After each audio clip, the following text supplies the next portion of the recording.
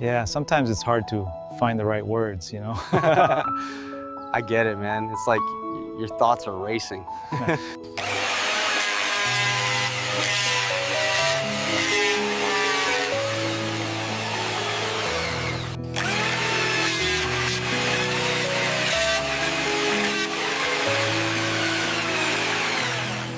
So this is how we prepare our traditional cured meats.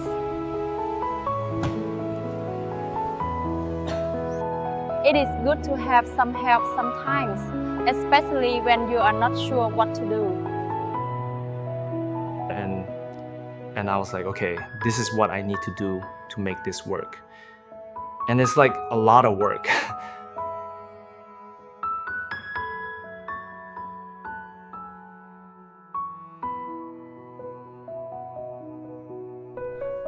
Hello, can you hear me? I was waiting for your call. You're just gonna sit there and not say anything? You always do this.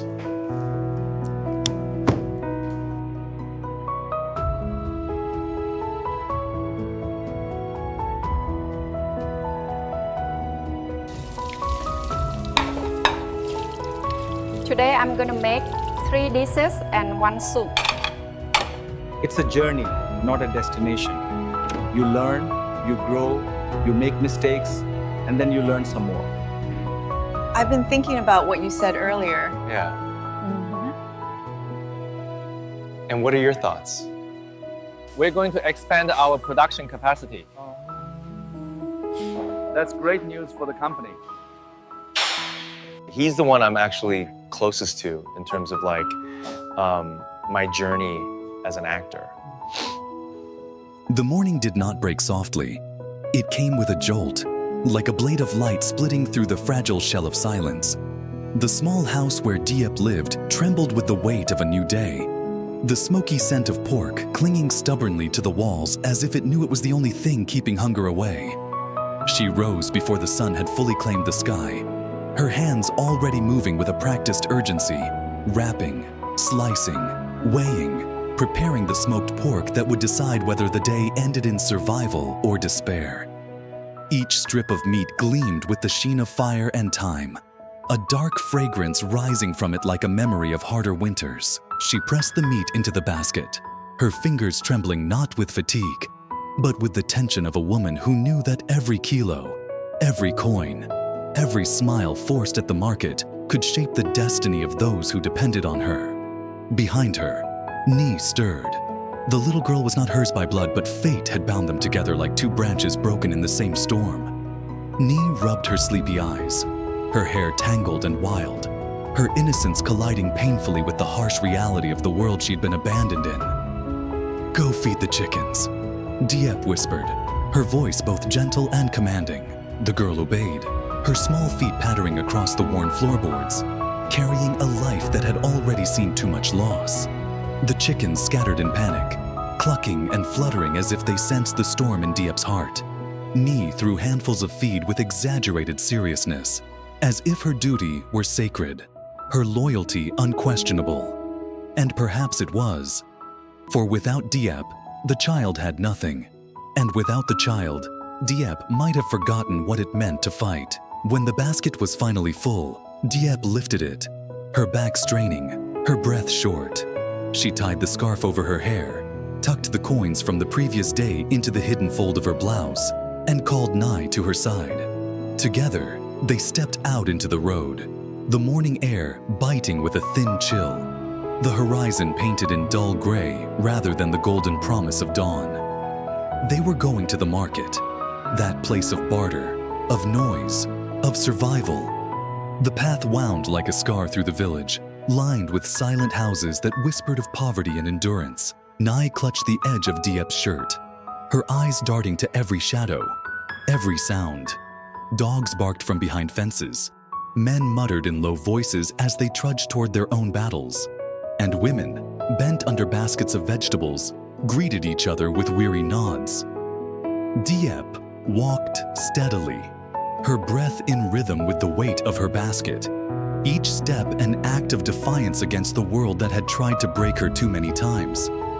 The market appeared suddenly, not as a place of joy, but as a battlefield. The stalls stood half empty, the morning still too early to draw a crowd, but already the air hummed with tension. Prices were high, tempers higher. Diep found her place, a patch of ground worn smooth by countless days of trade. She spread her cloth, laid out the smoked pork, and waited. At first, only curious glances. The smell of the meat reached passers-by, pulling them closer like moths to flame. An old man stopped, sniffed, and shook his head, muttering about prices. A woman asked, haggled, and walked away. But then, the tide shifted. A customer bought a slice, then another. Coins clinked against Diep's palm, a sound sharper and sweeter than any song. Her confidence grew with each transaction, though her heart still raced as if every sale were a gamble with destiny. "Smoked pork, fresh from the village," she called, her voice strong now, echoing above the din. Ni mimicked her, her small voice piping the words, drawing laughter from a passing mother who paused, smiled, and bought half a kilo just to reward the child's enthusiasm. The rhythm of the market consumed them. Money flowed, meat vanished. Diep's hands moved faster, slicing, wrapping, passing the goods with precision. Her eyes, however, never stopped scanning, not just for customers, but for danger. For in markets like these, danger did not announce itself. It crept in with the crowd, wore the face of a neighbor, hid in the casual touch of a stranger's hand. Then came the familiar figure, a man she knew, one who had helped her once when she had nothing left. His eyes softened when they met hers, and she offered him a piece of smoked pork, free of charge. Gratitude, debt, memory, he accepted, reluctant yet touched, the meat heavy in his hand, heavier with meaning than with weight. "You didn't have to," he murmured, but she only smiled, a smile that hid the exhaustion behind her eyes. By midday, the basket was nearly empty. Only a few scraps remained, the scent still lingering, but the bounty gone. Diep counted the coins in her hand, her heart pounding. 600,000 zhong. Profit, real profit, greater than days of backbreaking harvests. The numbers glowed in her mind like a beacon, a promise that maybe, just maybe, tomorrow would not crush her. She gripped Ni's hand, lifting the girl into her arms for a moment, pressing her face into the child's hair as if to inhale hope itself.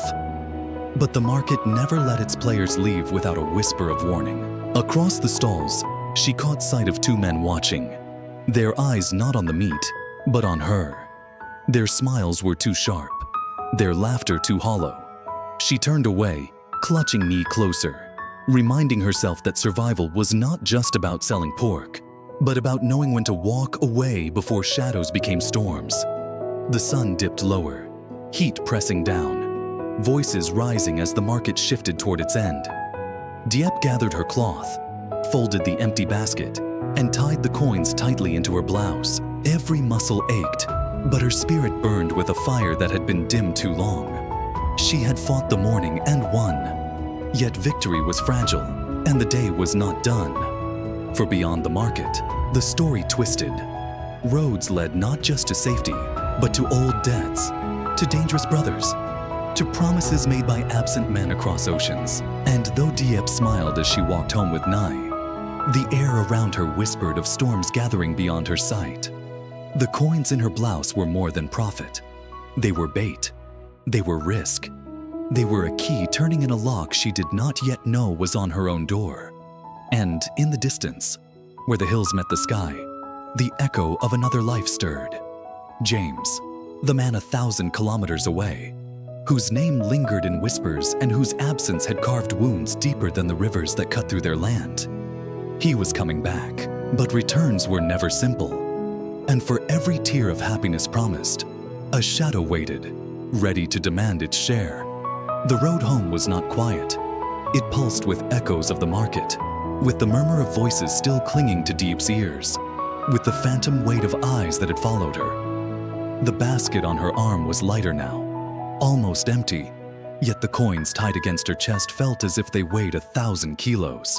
Beside her, Nai skipped with the boundless energy only a child could possess, humming a tune that clashed painfully with the storm stirring inside Diep's mind.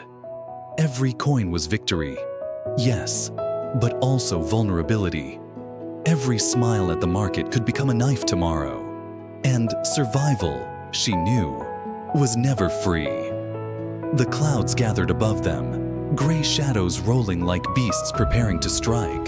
The air grew heavy, damp, filled with the smell of impending rain. Diep's steps quickened, though her exhaustion screamed for rest. She had promised herself, and Nai, that they would stop by another house today. Not just any house, but the house of James's mother. James, the name still tasted strange on her tongue, like a fruit that had ripened far away, sweet in promise but unreachable. He was not here, not yet. He was 1,000 kilometers away, buried in the chaos of business, the sharp world of contracts and factories and machines. But his presence lingered, woven into every corner of her fragile life. His absence was not emptiness. It was pressure, a weight, a constant reminder that she lived in the shadow of a man whose return was both salvation and terror. Nai clutched her hand tighter as thunder rolled across the sky. The child knew, in her own quiet way, that Diep carried burdens that could not be named. Her eyes, wide and bright, were mirrors of trust, a trust that Diep feared she could never truly deserve. Yet, she held on. They both did. By the time they reached the small house where James's mother lived, the first drops of rain had begun to fall, slicing the dust into mud. The door creaked open before Diep could knock. The older woman appeared, her face lined with years of both hardship and love, her eyes softening instantly at the sight of them. She welcomed them with a warmth that felt almost dangerous in its purity. "You've come," she said, her voice trembling with an emotion too complex to be just happiness.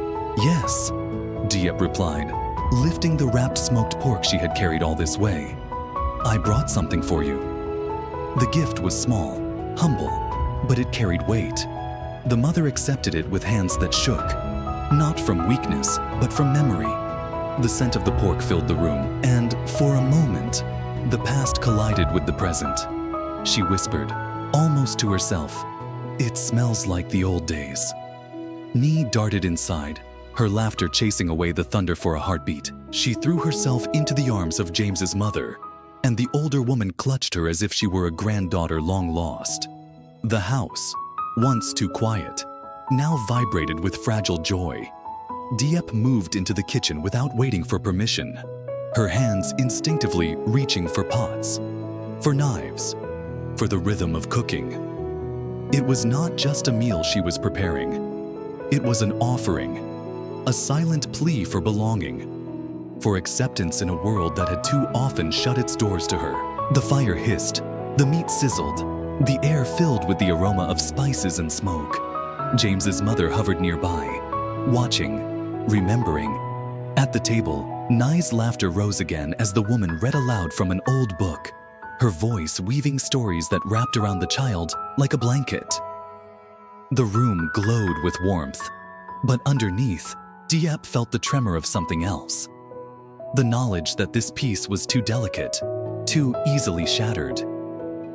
When the food was ready, they gathered at the table. 3 generations, bound not by blood, but by fate, by love, by longing. Chopsticks clicked, bowls filled, steam rose. For a fleeting moment, the world outside ceased to exist. James's mother took a bite of the smoked pork, her eyes closing as if transported decades into the past. "It's the same," she whispered, "exactly the same as it used to be." The words pierced Diep's heart, filling it with pride and sorrow all at once.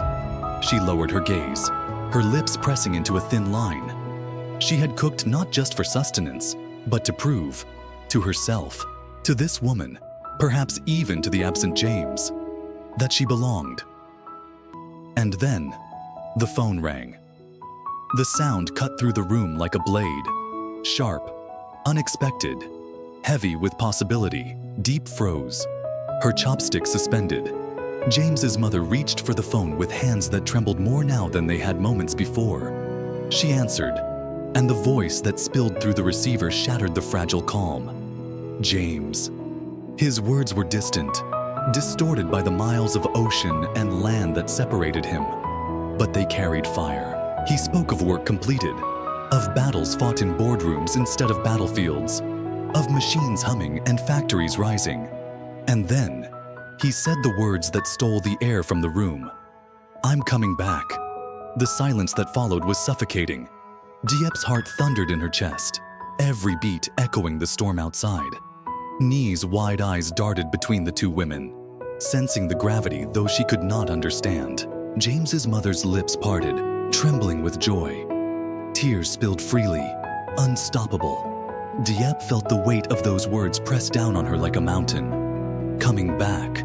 A promise, a threat, a destiny unavoidable. Her hands clenched in her lap, nails biting into her palms as her mind spiraled with what his return would mean. For James was not just a man. He was power. He was the bridge between survival and ruin. He was the absent presence that had shaped her choices, her sacrifices, her entire existence. And now, he was returning, bringing with him not just hope, but the shadows of everything left unfinished. The call ended, but its echo lingered, louder than the thunder that now shook the windows. James's mother reached for Diep's hand, squeezing it with a fervor that was almost desperate. He's coming, she whispered, her voice breaking. He's finally coming home. Nee clapped her hands, innocent joy spilling from her small body. But Diep's smile was forced, fragile, masking the storm that raged within her. For in her heart, she knew, returns were never simple, and happiness always demanded a price. The rain hammered against the roof, relentless, unforgiving. The three of them sat together, bound by the weight of news that would change everything. Outside, the storm howled, a warning, a prophecy. Inside, the warmth of the meal could not banish the truth. The past was returning, and with it, the future they had not yet dared to face. The storm did not pass. It deepened, as though the sky itself wished to press its weight upon the small house, to remind them that joy never arrived without shadows trailing close behind. Rain lashed against the windows, wind rattled the wooden frames, and thunder roared like a beast circling its prey. Inside, the three figures clung to warmth, to food, to laughter forced through trembling lips, to the fragile illusion that James's return would be nothing but salvation. But storms have a way of exposing cracks. The knock came sharp, sudden, and heavy against the door. Nigh startled, nearly dropping her bowl. James's mother's face stiffened, her hand instinctively reaching for the child's arm. Diep rose, her heart already thundering faster than the sky outside. When she opened the door, Lin stood there, his clothes soaked, his expression drawn tight with the kind of exhaustion only men carrying too many burdens wore. "Forgive the intrusion," he began, his voice low, respectful, yet heavy with urgency. "There are matters concerning the house." The word house was a blade. It cut into Diep's chest, reminding her of the fragile dream she had dared to hold. A roof, a place of her own, something more permanent than wandering, more real than borrowed kindness. James had promised. James had ordered. And Lin had been tasked to build. But nature was cruel, the rain unending, the land unstable. He explained the problem, his words spilling with careful precision. The soil had sunk, the walls threatened, the workers unsettled. Delays meant costs. Costs meant debts. Debts meant danger. The house, her house, stood as both hope and burden. And she felt each syllable like a stone added to the weight on her back. James's mother listened, her face composed, but her eyes shadowed with worry. She assured Lin that he should continue, that safety mattered more than deadlines, that James would understand. But Diep saw the flicker of doubt in Lynn's gaze, the silent confession that he carried not only the house but also something darker. And indeed, the darkness came. Not from Lynn, but from his brother. The tale unraveled in fragments, whispered between thunderclaps. Tan, reckless, indulgent, consumed by vices, had fallen once more into ruin. Gambling, drinking, debt spiraling into the hands of men who dealt not in patience, but in threats. Lynn had been forced to pay, dragging what little strength and coin he had left into the pit his brother had dug. And though he was furious, though every muscle in his face trembled with suppressed rage, he admitted what Diep already knew. Family ties are chains, and they do not break easily. Diep's stomach knotted. She saw in Lynn a reflection of herself, burdened by others, bound by loyalty, surviving not for self, but for those who clung to him, no matter how heavy, no matter how unworthy. The room felt smaller, the storm louder, as if the world itself conspired to remind them all that happiness was never clean, never simple. When Lynn finally left, his figure swallowed by the rain, the silence inside the house was deafening.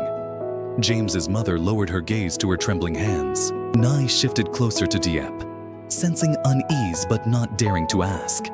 And then the phone rang again. This time, it was James once more. His voice broke through the static, urgent, alive with determination. He spoke of factories, of contracts sealed, of paperwork nearly done. Within days, he said, he would be on a plane, returning to them. His tone was firm, steady, the tone of a man who controlled worlds. But to Diep, every word rang like a warning bell. His return would not erase the chaos here. It would magnify it. Still, James's mother wept with joy, clutching the phone as though her son's voice were a lifeline pulling her from drowning seas. Nye clapped, innocent and delighted, repeating his name like a mantra of hope. Diep forced a smile, her insides twisting. The storm grew worse. Rain poured as though heaven itself sought to drown the earth. The road was impassable, the night too dangerous. James's mother insisted that Diep and Nye stay. At first, Diep hesitated, pride and fear warring within her. But the child was already yawning, her small body heavy with exhaustion. And so, she agreed. That night, the house became both refuge and cage. Diep lay awake long after Nye had fallen asleep in James's mother's arms. The older woman breathed softly, her lips still curved in the faint smile of a mother who had finally heard the voice of her son again. Nye's tiny fingers clutched at the blanket, her innocence unbroken, even as storms raged outside and within. But Diep's eyes remained open, staring into the dark. She replayed every moment, the market, the men who had watched her, Lynn's confession, Tan's recklessness, James's words over the phone. Each piece was a thread, weaving into a web she could not yet see in full. But she felt it. The tightening, the danger, the inevitability of collision. She rose quietly, stepping to the window. The storm's fury blurred the world beyond, the rain striking like endless arrows against the glass. Yet within that chaos, she thought she saw movement, a shadow too deliberate to be wind, too steady to be storm. She froze, breath caught in her throat. But when lightning split the sky, the figure was gone. Only the rain remained. Perhaps it was nothing. Perhaps it was everything. She returned to her place, curling beside the sleeping child, listening to the storm. She told herself that tomorrow would be brighter, that James's return would bring safety, that debts could be paid, that shadows would scatter. But deep inside, where truth could not be silenced, she knew the storm was only beginning. And though tonight ended in warmth, in the embrace of family, in the fragile laughter of a child, in the whispered dreams of an old woman waiting for her son, tomorrow carried the weight of debts, of dangers, of promises that demanded blood. James was coming back. But what he returned to might not be the home he remembered. It might be a battlefield. And on that battlefield, every heart gathered under this roof would be tested. For love is never simple. It is war. And the war was only just beginning.